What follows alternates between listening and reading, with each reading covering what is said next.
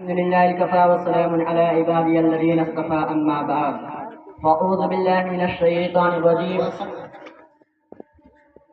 بسم الله الرحمن الرحيم قال الله تعالى في القرآن الكريم وإن كنتم في ريب مما نزلنا على عبدنا فأتوا بسورة من مثله وادعوا شهداءكم من دون الله إن كنتم صادقين صدق الله العظيم. جناب صدر، حاضرین جلسہ اور ساتھیوں اور مدرسہ مفید اسلام کی اس پاک صحن میں مہمانان اعظام، ابھی میں نے آپ حضرات کے سامنے قرآن پاک کی ایک چھوٹی سی آیت کی تلاوت کی ہے، جس میں حق تعالی شانہ نے فرمایا ہے کہ یہ قرآن جو محمد رسول صلی اللہ علیہ وسلم تمہیں پڑھ کر سناتے ہیں، اس کے علوم و معروف تمہارے سامنے بیان کرتے ہیں، اس کی صداقت و سچائی کا اعلان کرتے ہیں، اور تم یہ کہتے ہو کہ تمہارا خیال یہ ہے کہ یہ اسی کا کلام ہے، آسمانی وحی نہیں ہے، میرے طرف سے نازل نہیں ہوئی، تم میرے حبیب کو جھٹلاتے ہو. تم میں سے کہنے والے کہتے ہیں لو نشاء لقلنا مثل هذا، اگر ہم چاہتے تو اس جیسا کلام ہم بھی پیش کر دیتے. تو آؤ، تمہارے راستہ صاف ہے، تم بھی انسان ہو، تم بھی اسی خطہ کے رہنے والے ہو، طلاقت لسانی میں تمہاری مثال نہیں، فصاحت و بلاغت کے امام ہو. تمہاری ادنا سی ادنا چھوکریاں بھی شورا و ادب منصب میں خلبلی مچا رہتی ہے. تم نظر و نثر کو ساز ہو، ماہر فن ہو، اس جیسا قرآن پیش کر دو. حضرات نبی صلی اللہ علیہ وسلم کی زبانی خداوند قدوس نے چیلنج کیا، قل ان استمعت الانس والجن على ان يأتوا بمثل هذا القرآن لا يأتون بمثله ولو كان بعضهم لبعض ظهيرا. کہ اے محمد صلی اللہ علیہ وسلم، آپ کہہ دیجئے کہ تم یہ کہتے ہوئے کہ انسان کلام ہے، اگر تمام انسان اور جنات اور کائنات کے تمام مخلوق بھی اکٹھے ہو کر اس جیسا کلام پیش کرنا چاہے تو نہیں پیش کر سکتے، چاہے ایک دوسرے کے حامل مددگار کیوں نہ بن جائے. یہ ایک چیلنج تھا دشمنان اسلام و قرآن کے لیے، یہ ایک ذرنی موقع تھا. جو اسلام اور پیغمبر اسلام کے خلاف طعن و تشنیع کر رہے تھے، جو اسلام کو چہرہ مسخ کرنے کی کوشش کر رہے تھے، وہ میدان میں آتے اور اس جیسا کلام پیش کر کے اس چیلنج کا جواب دیتے. لیکن اس چیلنج پر سب کو سانپ سن گیا. ان دشمنان اسلام کے چہرے پر ہوائیں اڑنے لگی، وہ سب ماہر فن ہو گئے. فصیح و بلیغ اور زبان دانی میں اپنے جواب نہ رکھنے والے سب حیرت میں پڑ گئے. کسی نے اس چیلنج کو قبول نہ کیا، سب کی زبان گم ہو گئی. پھر حق تعالی شانہ نے اور نیچے اتر کر فرمایا اگر تم پورا قرآن نہیں پیش کر سکے تو اس جیسا 10 سورت بنا کر پیش کر دو.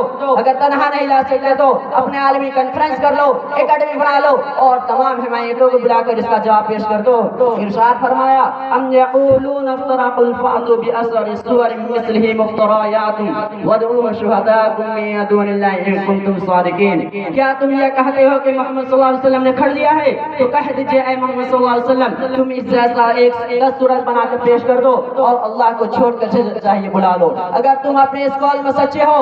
لیکن دوستو، اس چیلنج پر بھی عرب کی واسطے سے کوئی طرح بلند نہیں ہوئی، کسی کی رگ اہمیت نہیں پڑ گئی، کسی کے دل میں غیرت نہیں آئی، کسی کے طبیعت میں جوش ابھار پیدا نہیں ہوا کہ اس جیسا کلام پیش کر کے رسول اللہ صلی اللہ علیہ وسلم کے خلاف ایک نیا محج کھڑا کر دیتے اور اس تحریک کو بے خوبی سے اکھاڑ پھینکتے.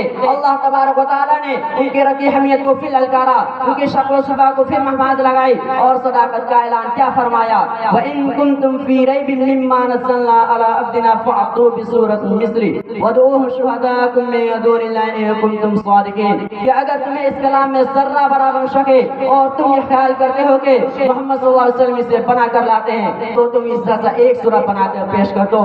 اپنے معبودان باطل کو ساتھ لے لو. اگر تنہا نہیں لا سکتے تو اپنے عالمی کانفرنس کر لو، اکیڈمی بنا لو اور تمام حمایتیوں کو بلا کر پیش کر دو. انفرادن نہ صحیح، اجتماعی طریقے سے اس کی 1 سورت بنا کر پیش کر دو. اور پھر اگلی سورت میں یہ بھی چیلنج ہے وَلَا تَفْعَلُوا، کہ قیامت تک نہیں پیش کر سکتے. حضرات، آپ عرب کی قومی تاریخ پڑھے، وہ قوم ظاہر و نافاندہ ضرور تھی، لیکن اس قوم میں شورا، خطبہ، فصحا و بلغا کا ایک ضمیر غفیر موجود تھا. زبان پر مکمل عرب تھا، اس کے ساتھ ساتھ وہ قوم بڑے گی پیور، باہمیت اور حوصلہ مند تھی. ان کو للکارنا، ہنسی کھیلنا تھا. لیکن قرآن نے زبردست چیلنج کیا اور جب چاروں طرف سے آواز نہیں آئی تو پھر فرمایا فَلْيَأْتُوا بِحَدِيثٍ مِّثْلِهِ، کہ تم اس جیسا ایک بات پیش کر دو. تمہاری طلاقت لسانی کے چرچے تو آسمانوں پر بھی ہیں. اور پھر ایک چھوٹی سی سورت اِنَّا آتَيْنَاكَ الْكَوْثَرَ فَصَلِّ لِرَبِّكَ وَانْحَرْ إِنَّ شَانِئَكَ هُوَ الْأَبْتَرُ لکھ کر باب کعبہ پر آویز کر دیا. یہ سورہ کعبے کے دروازے پر کافی دنوں تک لٹکی رہی، لیکن وہ دشمنان اسلام، وہ تحریک اسلام کو بیخ و بوس اکھاڑ پھینکنے والے، اور محمد عربی اور آپ کے صحابہ رضی اللہ عنہ خون کی پیاسے، ان کو تو ایک سورہ بنا کر مدعا حاصل ہو رہی تھی، بازی ان کے ہاتھ میں تھی، لیکن کہیں سے چھو کے بھی آواز نہیں آئی۔ اللہ نے سناٹا آواز آتی۔ قرآن کی یہ چیلنج صرف اہل عرب کے لیے نہیں تھا بلکہ قیامت تک آنے والے افراد سے متعلق ہے۔ یہ آج بھی اہل دانش کو للکار رہی ہے، اور جو قرآن کے خلاف اپنے ناپاک زبان استعمال کرتے ہیں وہ میدان میں آئے، ان کے لیے راستہ صاف ہے۔ سامع کلام، دراصل قرآن پاک اللہ تبارک و تعالیٰ کلام ہے، اور نبی پاک صلی اللہ علیہ وسلم اس قسم کا کلام بنا کر پیش نہیں کر سکے، آپ ہی کی زبان کا حلوایا۔ قل ما یقول ان ابدل تلقاء نفسی، اس معزز نے صرف 23 سال میں ایک حیرت انقلاب پیدا کر دیا تھا، بدوؤں کو، تنخواہ کاروں کو، بدخواہوں کو کر دیا تھا۔ آج بھی اس میں یہی تاثیر ہے، اس کو پڑھنے سے دل و دماغ روشن اور ضمیر بیدار ہوتا ہے۔